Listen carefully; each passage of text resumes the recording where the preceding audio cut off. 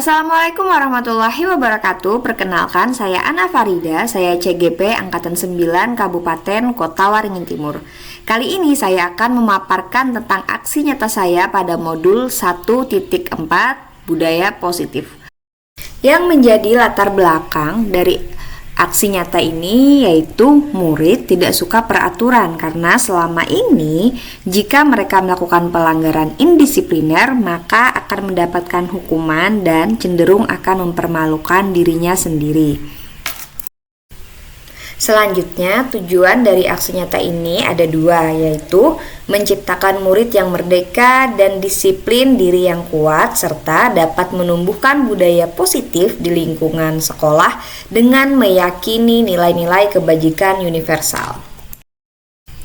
Adapun yang menjadi tolak ukur dari keberhasilan aksi nyata ini, yang pertama adalah terbentuknya keyakinan kelas melalui kegiatan kesepakatan kelas yang dilakukan wali kelas dan muridnya. Kemudian murid mampu menerapkan dan menjalankan keyakinan kelas yang telah dibuat, serta murid terlibat aktif di kegiatan sekolah dalam mengamalkan nilai-nilai profil pelajar Pancasila sehingga menjadi pribadi yang menyenangkan. Berikutnya, lini masa tindakan yang dilakukan yang pertama adalah mensosialisasikan kepada seluruh warga sekolah, yaitu kepala sekolah, guru, murid, dan tenaga kependidikan tentang disiplin positif, keyakinan kelas, profil pelajar Pancasila, dan praktik segitiga restitusi sebagai dampak pelanggaran keyakinan kelas. Kemudian yang kedua, menjelaskan tentang pengertian dan pentingnya keyakinan kelas, dan yang terakhir adalah memfasilitasi murid membuat keyakinan kelas dan dipasang di dinding kelasnya masing-masing. Agar penerapan budaya positif ini dapat berjalan dengan baik, tentu perlu dukungan, yaitu dari murid, adanya kontribusi positif membiasakan pelaksanaan budaya positif. Kemudian dari warga sekolah, baik kepala sekolah, guru, tenaga kependidikan, yaitu memberikan teladan kebiasaan positif di sekolah, dan dukungan yang berikutnya dari orang tua dan lingkungan dengan cara berpartisipasi aktif di rumah dalam membiasakan kebiasaan positif.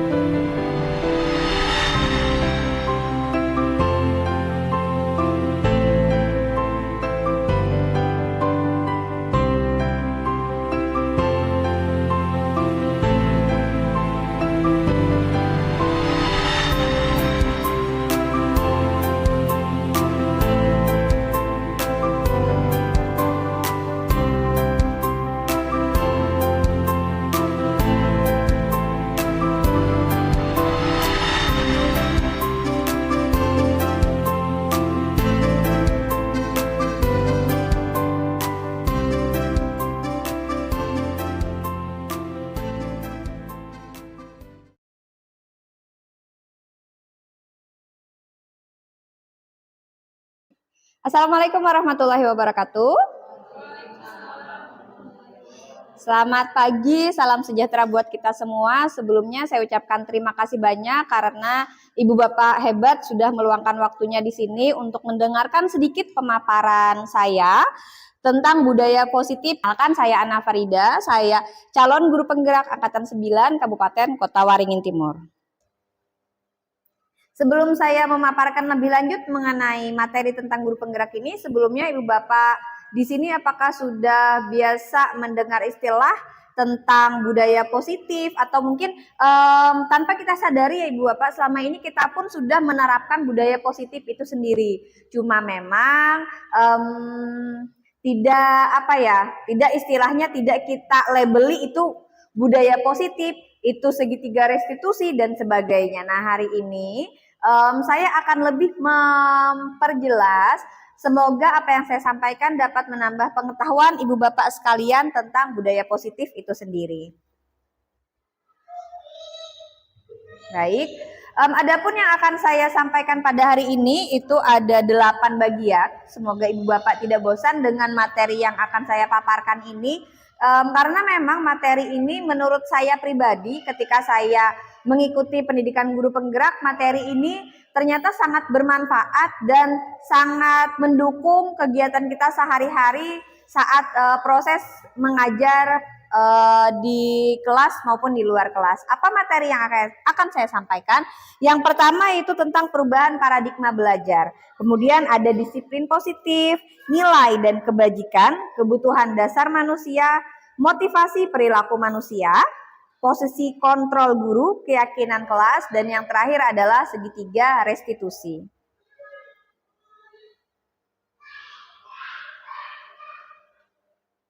Bagian yang pertama yaitu tentang pembelajaran dengan paradigma baru.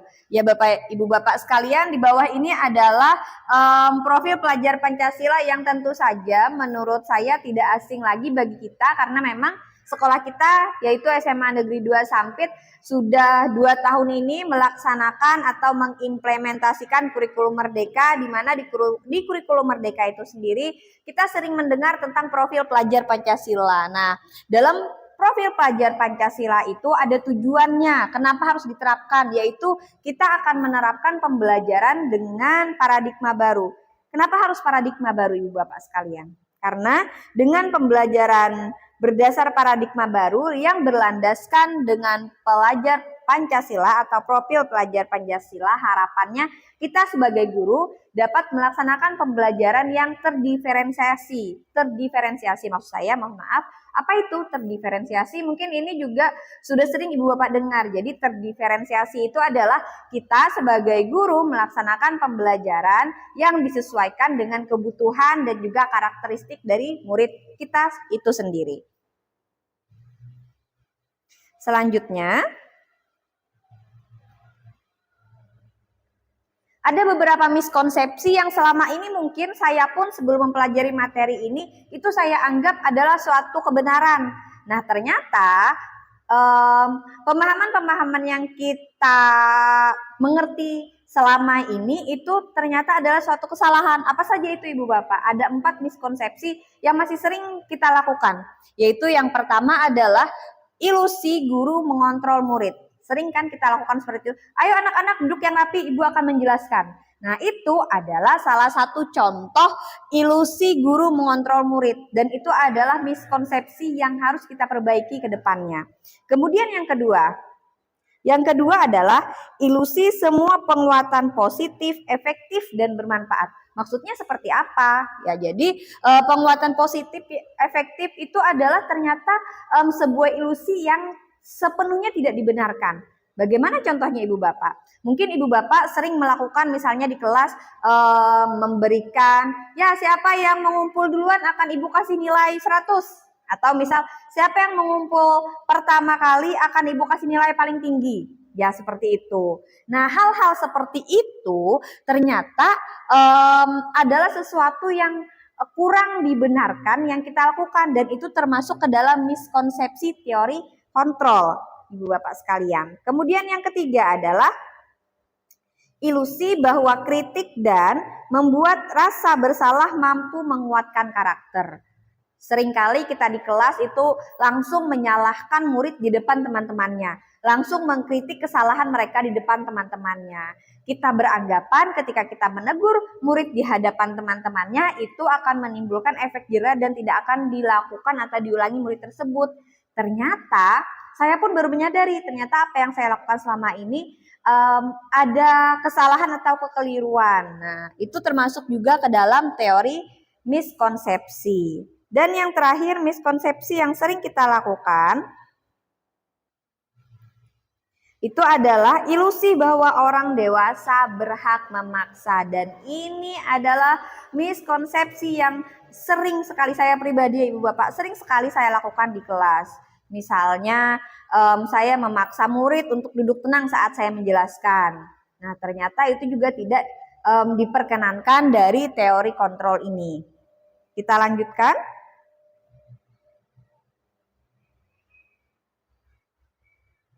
Yang berikutnya adalah mengubah stimulus respon ke pendekatan teori kontrol. Ada beberapa yang bisa kita lakukan untuk dapat mengubah stimulus respon ke pendekatan teori kontrol. Seperti yang terlihat di tabel, akan saya jelaskan beberapa saja. Semoga bisa dipahami. Oh ya Ibu Bapak, nanti materi ini pun akan saya berikan filenya ke Ibu Bapak sekalian. Jadi mungkin ada Ibu Bapak yang mau mempelajari lebih lanjut tentang materi ini, nanti akan saya share filenya Ibu Bapak. Jadi bisa kita setelah ini pun kita bisa sama-sama belajar, bukan hanya di forum ini saja. Kalau Ibu Bapak ada pertanyaan, boleh nanti bisa bertemu saya langsung, atau saya tidak bermaksud untuk menggurui, hanya kita belajar sama-sama, siapa tahu kita bisa berbagi praktik baik seperti itu.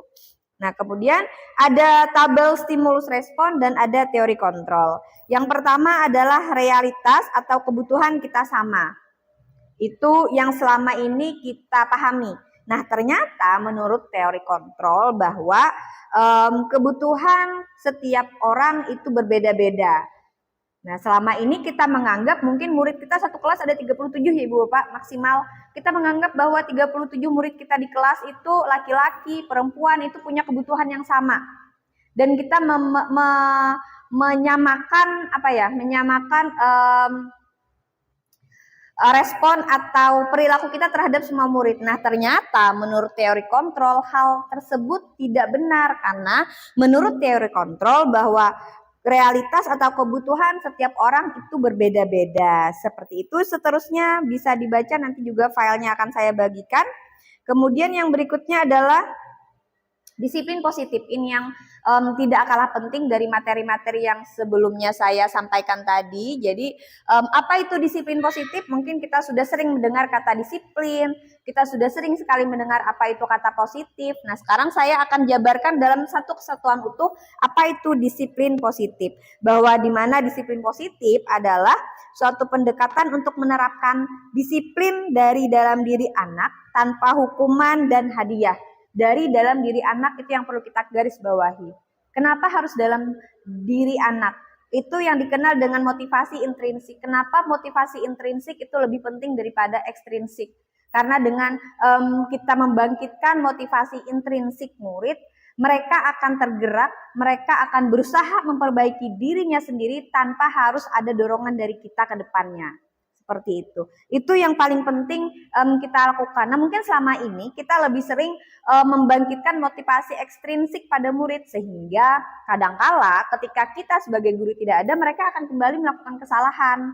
Harusnya ada atau tidak ada kita, mereka tetap akan memegang teguh nilai kebenaran yang mereka yakini. Nah, itu yang akan kita pelan-pelan ya. Saya pun mungkin tidak bisa sepenuhnya menjadi guru yang ideal, tapi kita sama-sama belajar bagaimana untuk menjadi guru yang berusaha lebih baik ke depan dan ke depannya. Seperti itu.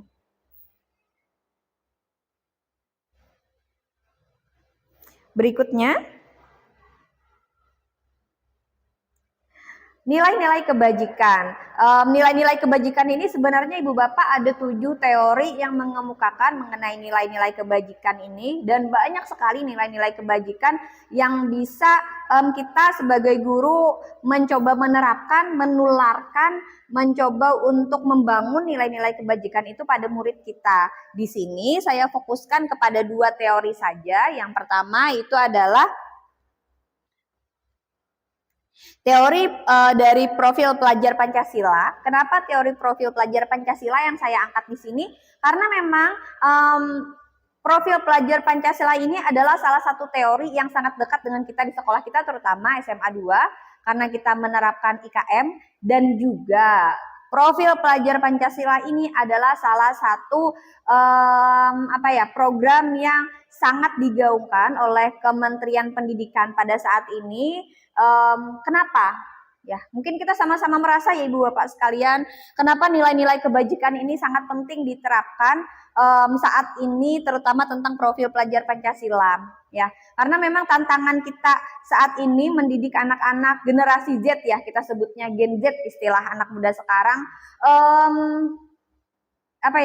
bukan hanya mengejar materi, karena memang coba Ibu Bapak sedikit menelisik gitu ya, mencoba untuk berpikir kembali, flashback kegiatan-kegiatan kita pada saat ngajar. Kita, contoh saya ngasih materi teori atom, tanpa saya pun mereka bisa belajar tentang teori atom. Dari mana? YouTube, Google. Bahkan ketika ulangan, mereka tanpa belajar bisa menjawab soal ulangan. Kenapa? Sekarang informasi aksesnya tidak terbatas Ibu Bapak. Benar ya Ibu Bapak ya? Iya, benar sekali, iya. Bahkan kita pun guru seringkali ketika menemukan permasalahan tentang misalnya saya sakit kepala nih, apa ya penyebabnya ya? Sebelum ke dokter saya biasanya googling dulu. Nah itu artinya apa? Sebenarnya pemberian informasi tanpa ada guru bisa dijalankan, bisa. Tapi tanpa ada guru, pembentukan karakter itu tidak akan bisa terlaksana. Itulah mengapa nilai kebajikan itu penting sekali, dan kenapa profil pelajar Pancasila adalah salah satu program yang digaungkan oleh pemerintah, dan itu pula yang saya pilih untuk sampaikan sekarang. Ya, profil pelajar Pancasila. Mungkin kita tidak asing dengan profil pelajar Pancasila. Ada 6 karakter yang diharapkan dari profil pelajar Pancasila ini, Ibu Bapak sekalian. Yang pertama, yang paling penting tentu saja berintak, beriman, bertakwa kepada Tuhan, dan berakhlak mulia.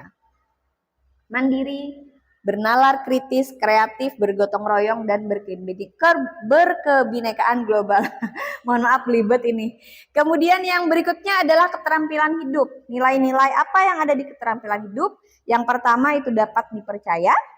Mohon maaf. Ini. Dapat dipercaya, tidak merendahkan orang lain, pendengar aktif, dan menghasilkan yang terbaik dari diri sendiri.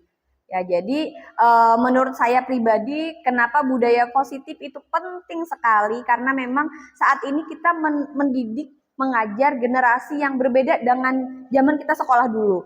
Ya, mungkin kita sekolah dulu ketika disuruh gurunya duduk, kita duduk anteng. Sekarang kita nyuruh siswa duduk, mereka akan bertanya, kenapa saya harus duduk? Kenapa saya harus mengerjakan tugas? Kenapa saya harus mempelajari materi atom, Ibu? Pentingkah itu untuk saya? Saat saya sekolah dulu, saya tidak pernah bertanya tentang itu. Ya, saya akan menerima apapun pelajaran yang diberikan oleh guru saya, tanpa menanya kenapa, mengapa, bagaimana. Nah, generasi sekarang kita harus menanamkan itu.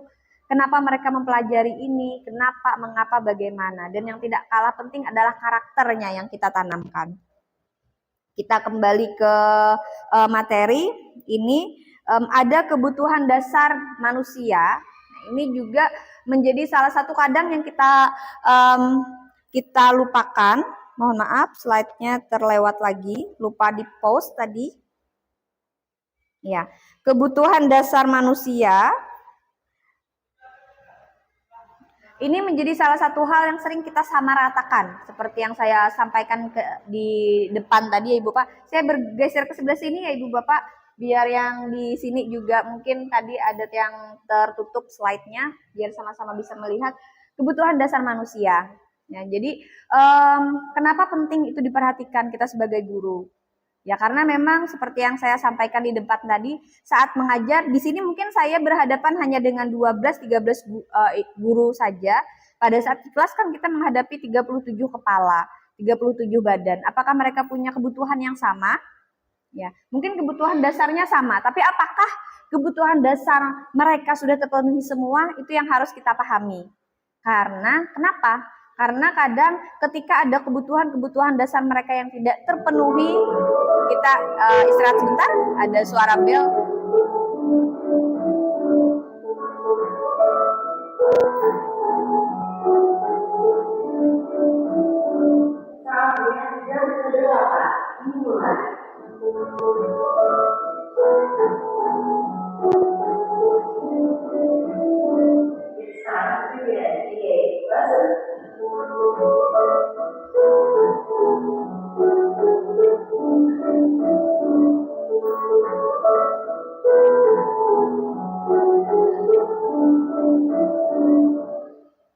Ya, saya lanjutkan ya Ibu Bapak. Jadi kadangkala ada kebutuhan-kebutuhan murid itu yang tidak terpenuhi, itu akan berpengaruh terhadap proses belajar mengajarnya di kelas. Apa saja sih kebutuhan dasar manusia itu? Secara garis besar ada 5, seperti yang terlihat di layar. Itu yang pertama ada kebutuhan bertahan hidup, kemudian kebutuhan akan kasih sayang dan rasa diterima, kebutuhan akan kebebasan yang dipilih, kebutuhan akan kesenangan, dan yang terakhir itu adalah kebutuhan akan penguasaan. Kita lanjutkan. Nah ini tadi sedikit saya bahas sudah di depan tentang motivasi perilaku manusia. Mohon maaf, saya lupa terus untuk nge-pause-nya. Nah ini, motivasi perilaku manusia. Jadi secara garis besar Ibu Bapak mungkin sudah tahu juga bahwa motivasi itu dari sumbernya itu dibedakan menjadi 2, ada motivasi intrinsik dan ada motivasi ekstrinsik. Nah dari 2 motivasi ini ada tujuan kenapa mereka melakukan suatu kegiatan. Apa itu? Yang pertama itu adalah untuk menghindari ketidaknyamanan atau hukuman. Nah, kenapa murid mengerjakan tugas? Apakah mereka merasa tugas itu adalah kebutuhan mereka? Ternyata mereka mengerjakan tugas ini untuk menghindari hukuman. Jadi itu harus kita pelajari motivasi-motivasi seperti itu. Kemudian yang kedua adalah untuk mendapatkan imbalan atau penghargaan dari orang lain. Dan yang terakhir itu adalah untuk menjadi orang yang mereka inginkan dan menghargai diri sendiri dengan nilai-nilai yang mereka percaya. Selanjutnya, nah ini adalah beberapa istilah yang mungkin Ibu Bapak sudah pernah mendengar ya. Ya, sudah pernah ya mendengar sebelumnya ya? Iya, hukuman, konsekuensi, cuma mungkin di bagian restitusi yang sedikit belum familiar. Mungkin ada pernah mendengar ini sekilas, cuma belum tahu apa sih itu, pentingnya apa sih? Nah, jadi kita akan membahas itu sedikit. Hukuman, konsekuensi, dan restitusi. Apa perbedaan dari ketiganya ini? Nah, kalau hukuman itu sendiri bersifat abstrak dan tidak terencana atau tiba-tiba. Efeknya apa ke murid Ibu Bapak? Nah, kalau hukuman ini biasanya akan menimbulkan efek negatif, akan meninggalkan pengalaman negatif ke murid. Itu kalau hukuman salah kita beri sanksi, istilahnya begitu ya Ibu Bapak ya, pernah ya? Pernah ya? Iya, kalau saya biasanya tidak mengerjakan tugas satu, tidak mengerjakan PR, saya tambah, karena kamu tidak mengerjakan tugas tadi PR ini, Ibu tambah tugasnya jadi 2, begitu. Nah itu adalah hukuman, karena hukuman itu tidak terencana. Kita tidak tahu nih murid melakukan kesalahan atau tidak. Ketika dia melakukan kesalahan, secara otomatis otak kita berpikir bagaimana meninggalkan efek jerak dengan cara memberi hukuman. Nah ternyata pemberian hukuman itu juga bukan hal yang sebaiknya kita lakukan, karena itu seperti yang saya sampaikan tadi dapat menimbulkan pengalaman negatif pada murid. Konsekuensi, ya, kalau konsekuensi ini adalah segala sesuatu yang sudah terencana. Misalnya kita sepakati di awal, oke anak-anak, apabila tidak, itu saya lakukan di kelas kadang. Apabila tidak piket kebersihan akan didenda 2.000. Nah itu adalah contoh konsekuensi. Kita atur dulu di awal sebelum ada pelanggaran, konsekuensi itu kita diskusikan dulu biasanya. Itu konsekuensi. Kemudian restitusi. Nah restitusi itu Berbeda dari hukuman dan konsekuensi. Kalau hukuman dan konsekuensi itu yang memikirkan apa, bagaimana, kenapanya itu guru biasanya. Tapi kalau restitusi itu adalah kita serahkan seluruhnya ke murid. Jadi restitusi itu adalah proses menciptakan kondisi bagi murid untuk memperbaiki kesalahannya. Misalnya kita tanyakan ketika ada siswa yang tidak piket, ayo bagaimana tadi kamu tidak piket, menurut kamu ketika tidak piket itu apa yang bisa kamu lakukan untuk memperbaiki kesalahanmu. Nah, murid yang akan menyampaikan, oh ya Bu, misalnya saya akan minta maaf ke teman-teman karena tidak piket, kemudian saya akan piket setelah ini Bu, saya akan membersihkan sampah di belakang kelas setelah ini. Nah, itu dari murid pilihannya, bukan dari kita sebagai gurunya. Selanjutnya,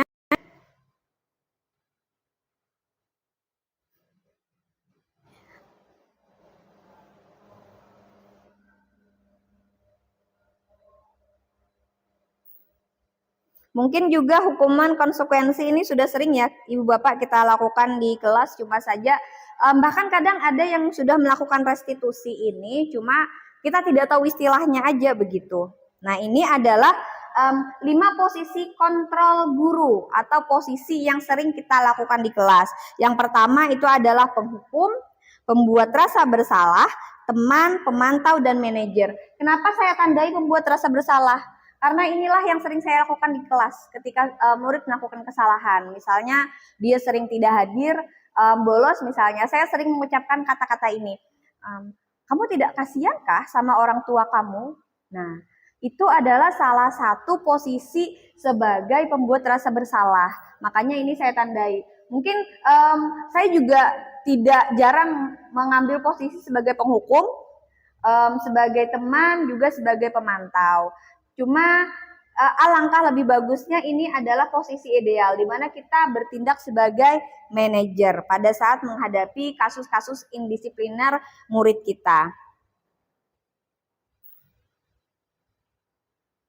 Nah, ini adalah contoh 5 penerapan posisi kontrol yang biasa dilakukan. Ini kasusnya adalah murid tidak menggunakan atribut sekolah sesuai dengan ketentuan. Ya, ada beberapa kata-kata yang biasanya diucapkan oleh seorang guru. Misalnya yang pertama, berdiri di lapangan kamu selama 1 jam. Nah, itu adalah contoh kalimat dari seorang guru yang memposisikan diri sebagai penghukum.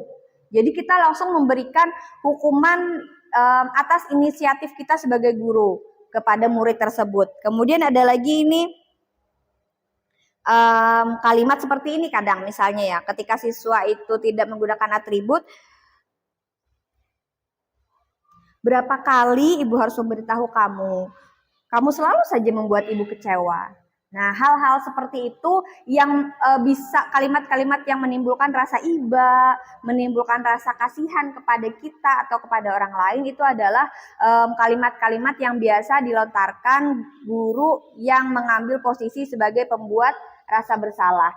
Kemudian ada lagi nih, ayo dong patuhi aturan sekolah, tolong bantu ibu ya. Nah, jadi kalau ada kalimat-kalimat yang mengkondisikan suasana lebih santai, kemudian bahasa-bahasa yang digunakan itu yang kurang baku, seperti itu, ini kan ada ayo dong. Nah, itu biasanya seorang guru memposisikan dirinya sebagai teman. Kemudian ada lagi ini yang di atas, kamu sudah melanggar peraturan sekolah. Kamu tahu konsekuensinya. Saat jam istirahat, kamu boleh membeli atribut di koperasi sekolah dan jangan diulangi lagi ya. Nah, kalau guru itu mengucapkan kalimat-kalimat yang mengingatkan kepada peraturan, konsekuensi, itu biasanya guru tersebut memposisikan diri sebagai pemantau. Jadi pemantau ini biasanya akan titik tolaknya itu pada peraturan yang sudah disepakati di sekolah, begitu. Dan yang terakhir ini ada kalimat, apakah kamu tahu kesalahanmu? Kira-kira bagaimana kamu memperbaiki kesalahanmu tersebut? Nah, apabila ada kalimat-kalimat yang menanyakan solusi dari murid kita, itu adalah salah satu contoh kalimat yang biasa dilontarkan oleh seorang guru yang memposisikan diri sebagai manajer. Nah, posisi manajer ini adalah posisi ideal yang diharapkan dapat kita lakukan, begitu. Nah, ini beberapa contoh kita coba ya Ibu Bapak ya. Nah, ini ada satu kalimat. Nanti Ibu Bapak silahkan coba menjawab kira-kira kalimat yang dilontarkan guru tersebut dilakukan oleh siapa? Apakah pemantau, pembuat rasa bersalah, teman, manajer, kemudian apalagi tadi satu, masih ingat? Iya, penghukum. Nah, coba kita lihat kalimatnya. Ayolah lakukan demi ibu ya. Kira-kira ini kalimat di posisi apa Ibu Bapak? Oh, posisi teman ya. Kenapa posisi teman? Kira-kira? Iya, benar sekali. Ayolah. Ya, ini bukan kata-kata yang baku dan ini biasanya kata-kata yang diucapkan kita sesama teman. Nah, jadi membedakan kita saat ini berada di posisi mana itu dari kata-kata yang biasa kita ucapkan. Ya. Kemudian ada lagi kalimat,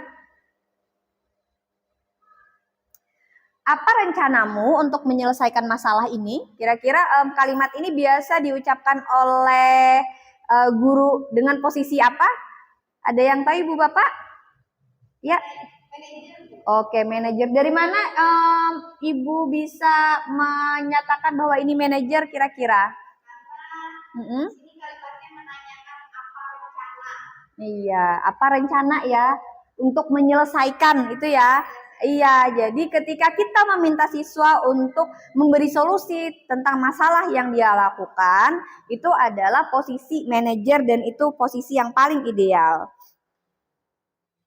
Ya, mungkin kita lewati ini, ada beberapa kalimat lagi sebenarnya. Kita akan lanjut ke materi berikutnya, yaitu tentang keyakinan kelas. Apakah Ibu Bapak sudah pernah membuat keyakinan kelas sebelumnya? Pernah. Oh, pernah ya. Yang lain bagaimana? Apakah sudah pernah?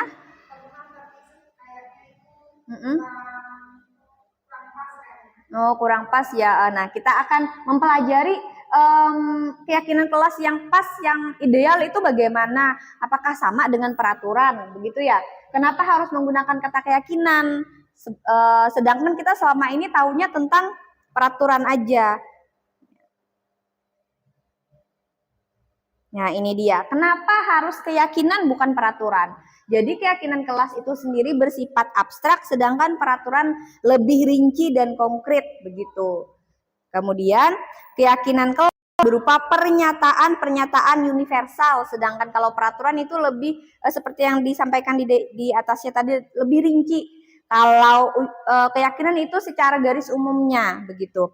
Keyakinan kelas senantiasa dibuat dalam bentuk positif. Nah, bedanya ini dengan peraturan. Kalau peraturan biasanya mengandung ungkapan-ungkapan negatif, misalnya tidak boleh menggunakan handphone saat belajar. Itu kayak menurut Ibu Bapak keyakinan atau peraturan? Iya, peraturan. Nah, kalau keyakinan tidak boleh menggunakan kalimat-kalimat negatif, ungkapan-ungkapan negatif, harus ungkapan yang positif, begitu.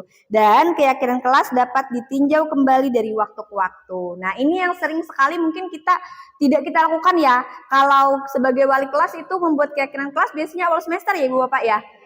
Dan itu berlaku setahun.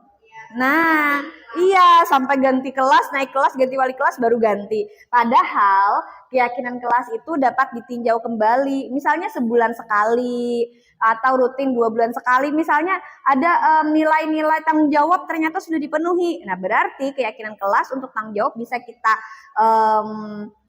kita skip, begitu, karena sudah bagus di kelasnya, kita ganti dengan keyakinan yang lain yang memang masih perlu diperbaiki di kelas kita tersebut. Apa itu segitiga restitusi? Mungkin ini adalah istilah yang baru didengar oleh Ibu Bapak sekalian. Nah, sebelumnya membahas tentang segitiga restitusi, apakah Ibu Bapak pernah menghadapi siswa yang bermasalah? Sering ya Ibu Bapak ya, sering ya Ibu Bapak ya. Siswa mungkin ada yang terlambat. Nah, biasanya seperti itu. Bagaimana menghadapi siswa yang bermasalah seperti itu? Apakah langsung kenapa kamu terlambat? Begitu. Iya, begitu ya. Atau misal kamu pasti kesiangan. Begitu ya. Nah, dalam segitiga restitusi kita tidak diperkenankan untuk menghukum siswa, menjudge siswa negatif seperti itu. Kita harus terlebih dahulu mengetahui alasan dari masalahnya tersebut. Itu yang dikenal dengan istilah segitiga restitusi. Segitiga restitusi ini terdiri dari 3 sisi, yaitu yang pertama menstabilkan identitas, kemudian validasi tindakan yang salah, dan yang terakhir adalah menanyakan keyakinan. Begitu. Dari segitiga restitusi ini, langkah yang pertama harus kita lalui adalah menstabilkan identitas. Ya. Kemudian langkah yang kedua itu adalah validasi tindakan yang salah, dan langkah yang ketiga adalah menanyakan keyakinan dari siswa atau murid kita tersebut. Berikutnya saya akan menampilkan video. Ini adalah salah satu video penerapan segitiga restitusi yang saya lakukan bersama peserta didik saya, salah satu peserta didik saya. Video ini saya lakukan melalui aplikasi Zoom karena memang pada saat itu saya sedang berada di luar kota dan kasus ini harus segera diatasi seperti itu. Karena kalau tidak saya melakukan secepatnya, mungkin kesalahan dia akan terus dilakukan. Makanya saya ambil langkah untuk melakukan Zoom malam-malam, melakukan diskusi dengan siswa tersebut. Nah, selamat menyaksikan videonya, silahkan dilihat. Selamat malam Yumi. Selamat malam, Bu. Iya, apa kabar nih? Baik, Bu. Kabarnya. Alhamdulillah. Oh iya, Ibu juga mau mohon maaf nih sebelumnya karena meminta Zoom malam-malam ya. Mengganggu kegiatannya nggak malam ini? Kebetulan semua tugas sudah selesai, Bu. Jadi tidak mengganggu. Oh, oke, iya. Jadi Ibu ini kan semingguan di luar kota ya. Nah, kebetulan ada salah satu guru piket yang menghubungi Ibu lewat WA begitu. Katanya kamu beberapa kali terlambat datang ke sekolah pagi. Bener nggak sih? Oh iya, Bu. Kemarin-kemarin terlambat. Hari ini juga, Bu. Karena Yumi tuh kasihkan nonton, Bu. Waduh, iya sih terlambat ya. Nggak apa-apa sih sebenarnya ya. Dan sebenarnya sih juga bukan kamu saja di sekolah yang terlambat. Cuma memang karena kamu ini sebelumnya jarang terlambat, makanya ibu mau ngobrol nih sama kamu alasannya terlambat apa. Siapa tahu kita bisa cari solusinya sama-sama. Dan bukan hal yang ini ya, kalau terlambat sih sebenarnya ibu juga waktu sekolah dulu pernah terlambat. Jadi waktu sekolah dulu ibu pernah terlambat beberapa kali gitu. Jadi bukan hanya kamu saja yang melakukan kesalahan itu, ibu pun dulu waktu sekolah pernah seperti itu gitu. Nah, em, boleh tahu nggak sih kalau mau cerita tadi kamu bilang terlambatnya karena nonton ya? Iya, Bu. Nonton apa itu? Belakangan ini Yumi tuh terlambat yang sampai 4 kali itu karena Mm-mm. kesadaran Yumi sendiri ya, Bu. Karena Yumi Mm-mm. bangun kesiangan. Itu soalnya Mm-mm. em, kasihkan nonton drakor, Bu, maraton sampai biasanya Mm-mm. sampai jam 12 malam sampai subuh. Terus akhirnya Oh, tiduran sampai telat, Bu. oh, nonton drakor ya. Sama dong kita Iya. berarti ya. Ibu sih juga suka sebenarnya nonton drakor, seru sih ya. Kalau yang lagi banyak tugas ya anggap aja itu healingnya ya nonton drakor ya, nonton-nonton yang ganteng-ganteng, cantik-cantik gitu ya. Iya, Kalau bener Ibu banget, Bu. boleh tahu, Yumi suka banget. bener. Nonton drakor apa sekarang sampai malam jam 12 sampai subuh itu?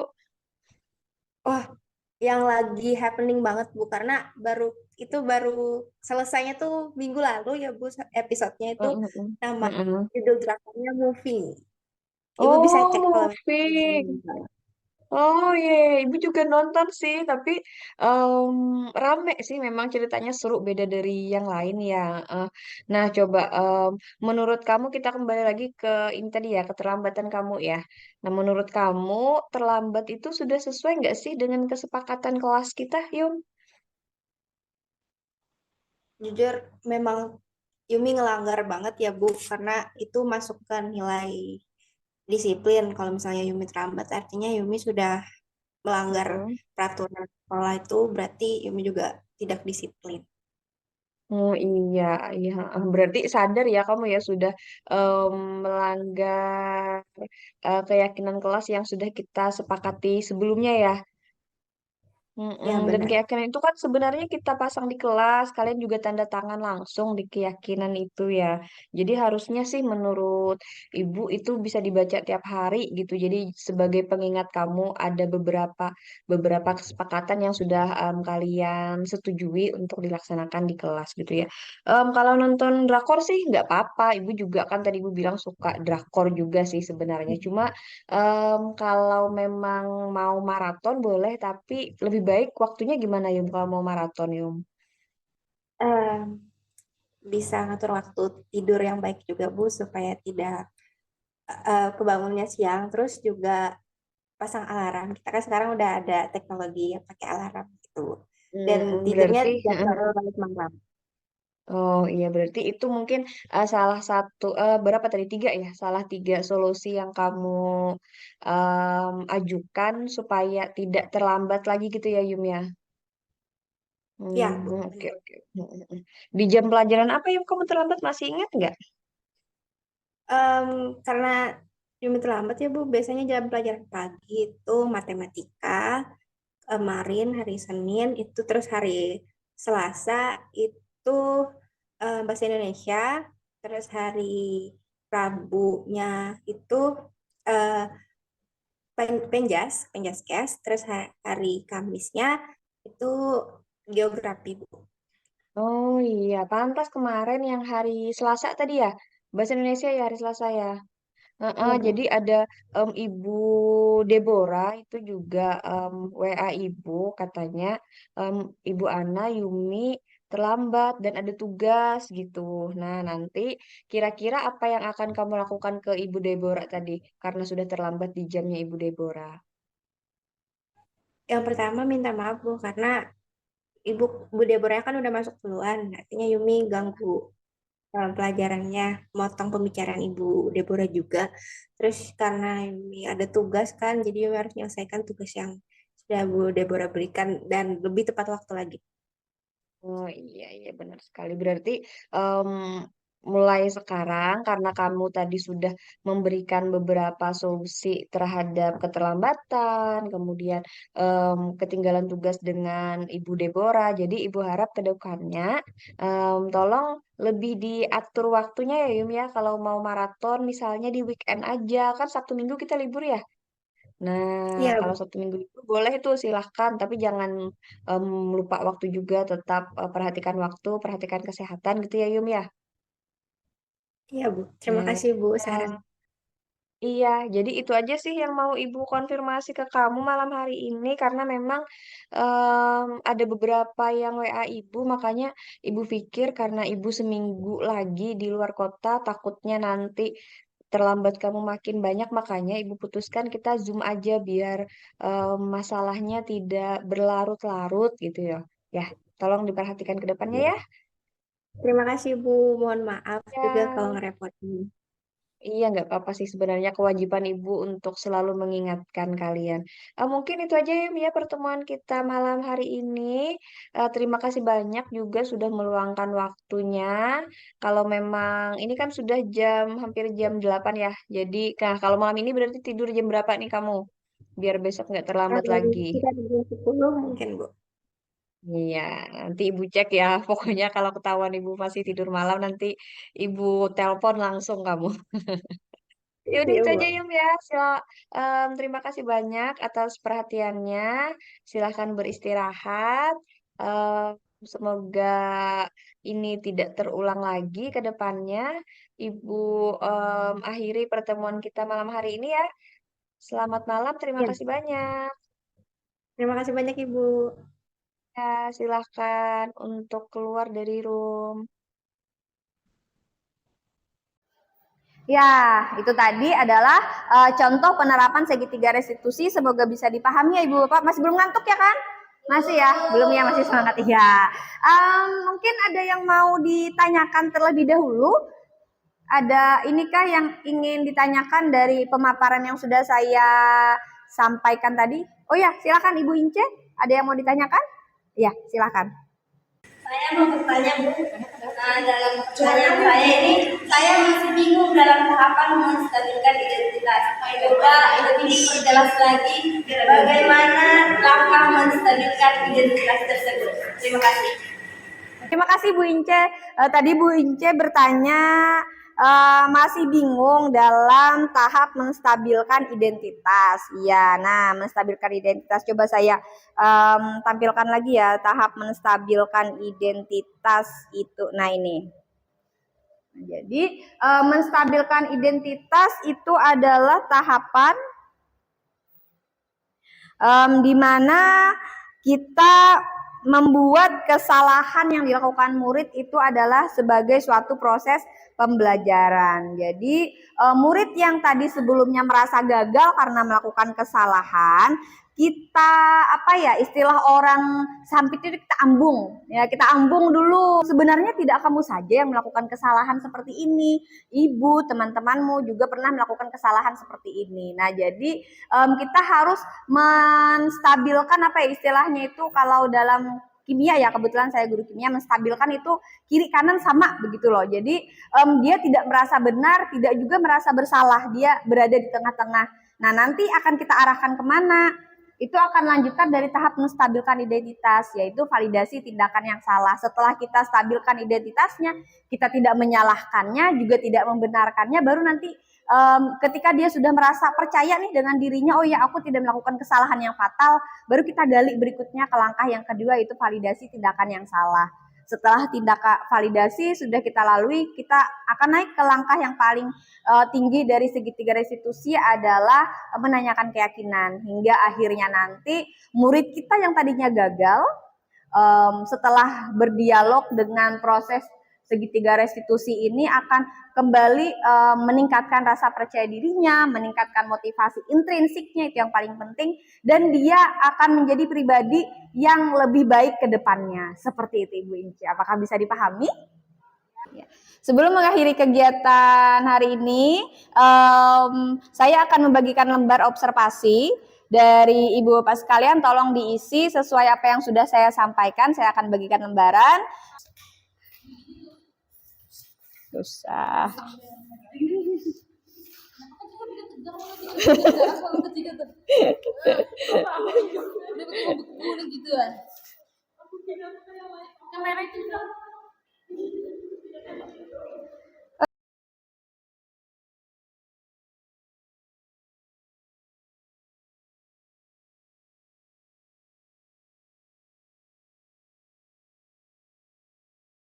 Ya, terima kasih banyak atas perhatian yang Ibu Bapak berikan. Semoga apa yang saya sampaikan bermanfaat. Saya akhiri kegiatan kita.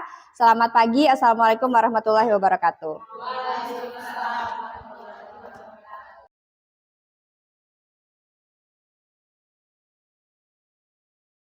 Assalamualaikum warahmatullahi wabarakatuh. Nah, gimana nih kabarnya hari ini? Baik ya, sehat ya semuanya ya. Iya, nah jadi hari ini kita akan seperti yang terlihat di depan, ada tulisan apa di depan? Iya, keyakinan kelas. Sebelumnya sudah pernah mendengar tentang keyakinan kelas tidak? Oh, belum ya? Iya, belum. Nah, karena belum mengetahui tentang keyakinan kelas, Ibu akan menjelaskan sedikit mengenai keyakinan kelas. Apa itu keyakinan kelas? Tapi sebelumnya sudah pernah mendengar tentang peraturan? Peraturan pernah ya? Nah, peraturan dan keyakinan kelas itu mirip-mirip, karena keyakinan kelas itu dibuat dari peraturan. Ya, misalnya, peraturan sekolah apa yang kalian ingat? Sebutkan. Apa? Mentaati tata tertib sekolah apa yang harus ditaati? Coba sebutkan satu lebih spesifik. Kenapa? Baju tidak boleh dikeluarkan, tidak boleh mengeluarkan baju, misalnya seperti itu ya. Itu adalah salah satu contoh peraturan sekolah. Nah, perbedaan antara keyakinan dan peraturan sekolah itu apa? Kalau keyakinan sekolah itu kalimat-kalimat yang digunakan kalimat positif. Kalau tadi kan peraturan misalnya tidak boleh mengeluarkan baju. Nah, kalau keyakinan kelasnya kita menggunakan kata-kata yang lebih positif. Misalnya, kalau tidak boleh mengeluarkan baju di sekolah itu lebih kepada nilai apa? Kedisiplin ya. Nah, berarti keyakinan kelasnya adalah disiplin dalam berpakaian. Seperti itu. Itu adalah salah satu contoh keyakinan kelas. Kenapa harus keyakinan kelas bukan peraturan kelas? Ya, karena keyakinan kelas ini akan kita buat bersama. Jadi kalian silakan renungkan nilai-nilai apa yang mau kalian tanamkan di kelas kita. Ya, kenapa harus keyakinan? Karena nilai itu berasal dari diri kalian dan harapannya nilai-nilai yang tadi berasal dari diri kalian, kalian punya tanggung jawab untuk mematuhi atau melaksanakan nilai tersebut. Ya, nah jadi nanti ibu akan meminta kalian untuk menuliskan keyakinan kelas kalian di sticky note ini, apapun nilai yang kalian mau. Misalnya ya, kemarin ada yang ngadu ke ibu, ini di kelas banyak yang tidak bayar uang kas. Nah, itu melanggar tidak? Iya, melanggar. Melanggar kan, melanggar peraturan kelas. Nah, itu juga menjadi salah satu hal yang bisa kalian buat jadi keyakinan. Ya, tapi dibuat dalam kata yang positif. Jangan, tidak boleh ada kata tidak. Ya, dalam keyakinan itu tidak boleh ada kata tidak boleh ada kata dilarang, jangan, apalagi kata-kata negatif. Pokoknya tidak boleh, dilarang, jangan, itu tidak usah ditulis di keyakinan. Tapi dalam kata yang positif, misalnya tadi banyak yang tidak membayar iuran, berarti keyakinan kelasnya apa kira-kira? Ya, bertanggung jawab, itu kan nilainya bertanggung jawab ya. Bertanggung jawab, iya, misalnya bertanggung jawab membayar kas kelas, begitu ya. Bisa ya? Oke, ibu akan bagikan sticky note. Pulpen sudah ada semua? Sip. Silakan ditulis masing-masing, nanti dapat 1 sticky note ya. Oke.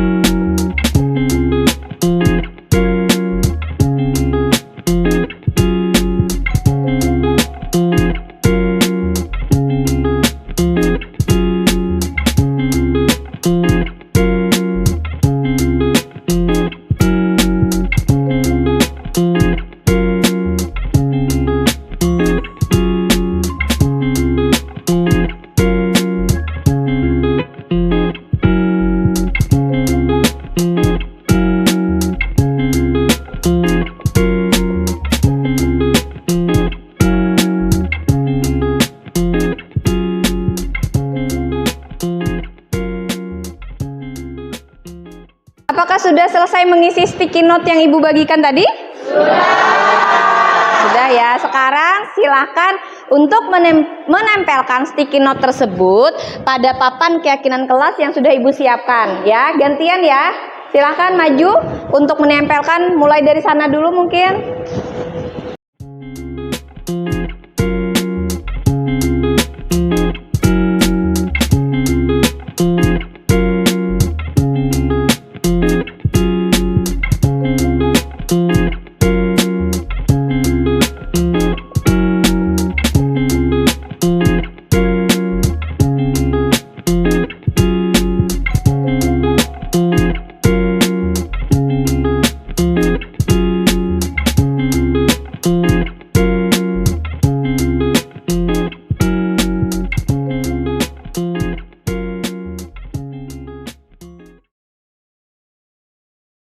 Ya, sudah ya. Ini sudah menempel semua kah? Sekarang kita akan cek dari semuanya ini apakah semuanya dipakai? Tidak, karena mungkin ada teman-teman kalian yang mengisi sama. Kemudian ada yang masih menggunakan kata tidak, akan kita akan kita eliminasi. Kita gunakan kesepakatan kelas yang menggunakan kata-kata positif. Oke, Ibu akan coba untuk menyaringnya. Ini masih jangan teriak jika mengobrol, boleh? Iya, kita cabut ya.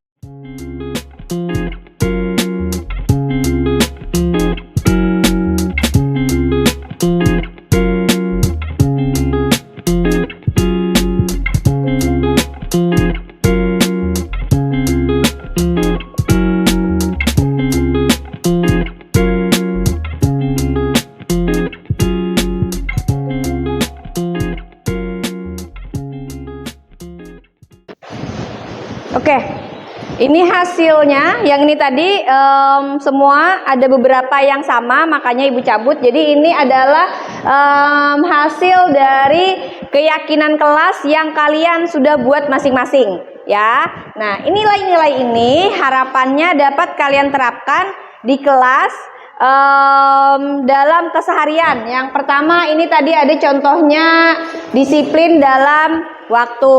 Berarti apa? Kalau disiplin dalam waktu contoh perilakunya? Iya, tepat waktu. Kalau istirahat bel sudah masuk? Masuk ke dalam kelas. Bolehkah ke kantin saat jam pelajaran? Iya, seperti itu ya. Oke, terima kasih. Berarti kesepakatan kelas inilah yang kita laksanakan di kelas.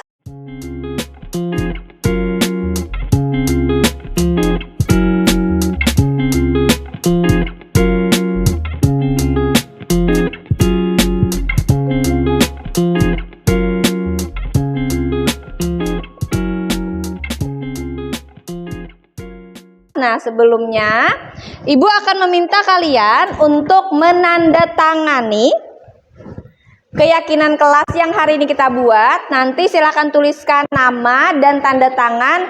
Itu artinya kalian bersedia mengikuti kesepakatan kelas yang telah kita buat bersama dan mentaatinya, gitu ya. Oke, nanti silahkan ke depan bawa pulpen masing-masing dan tanda tangan di sini, ya.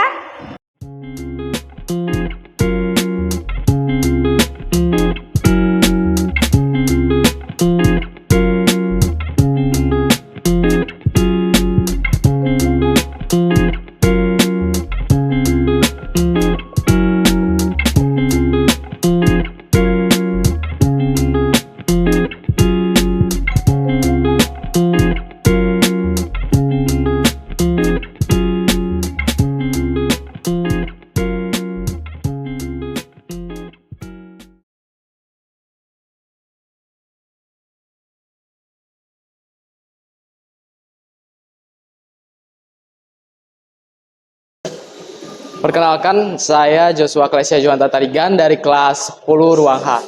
Saya sangat senang sekali karena saya dilibatkan dalam kegiatan ini. Karena saya dapat mengeluarkan pendapat saya dan harapan saya untuk kelas 10 Ruang H ini. Perkenalkan, nama saya Jessica Nindia Pratiwi dari 10 Ruang H. Saya sangat senang karena sudah mau dilibatkan dalam pembuatan keyakinan kelas ini. Saya harap keyakinan kelas ini dapat membuat kami jadi lebih bertanggung jawab untuk melakukan tanggung jawab kami. Perkenalkan, nama saya Priscilla Ocha dari 10 Ruang H. Di sini saya merasa sangat senang karena telah dilibatkan dalam membuat keyakinan kelas. Dan yang saya harapkan, semoga keyakinan yang telah dibuat dilakukan dengan baik. Selamat pagi, perkenalkan nama saya Deniro Krishna Perkasa dari kelas 10H. Perasaan saya saat dilibatkan dalam membuat keyakinan kelas sangat senang. Terima kasih. Selamat pagi, saya Dedi Yulami Bowo dari kelas 10H. Saya sangat senang karena diajak dalam membuat keyakinan kelas tersebut. Dan saya berharap teman-teman yang mengikuti juga dapat melaksanakan apa yang mereka tulis. Nah, saya juga berterima kasih kepada Bu Ana yang mengajak kami dalam membuat keyakinan kelas tersebut. Terima kasih. Demikian pemaparan saya melalui aksi nyata pada modul 1.1. Terima kasih banyak karena telah menonton. Salam guru penggerak.